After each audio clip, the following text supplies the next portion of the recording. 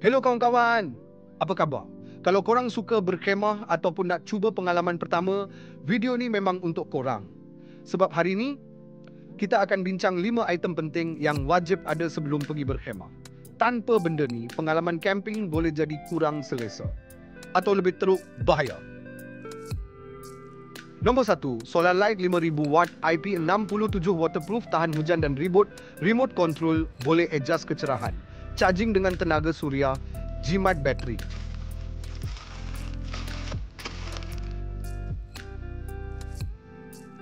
Power station 100 watt portable ni penyelamat kalau korang nak guna telefon atau emergency. Boleh charge dengan panel solar. Ringan, sesuai bawa ke mana-mana. Ada pelbagai port, USB, AC, DC.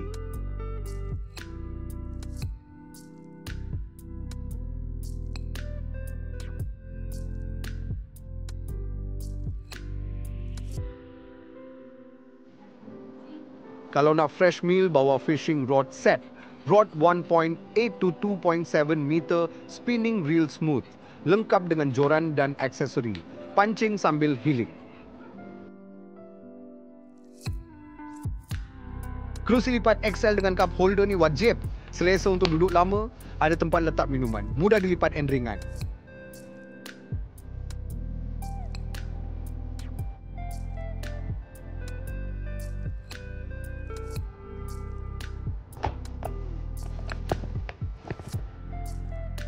Last tapi paling chill, hammock pelangi.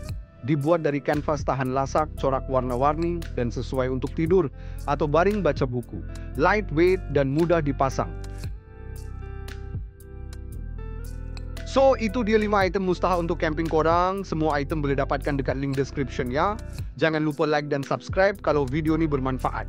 Ada tips lain? Tulis dekat komen ya. Jumpa lagi.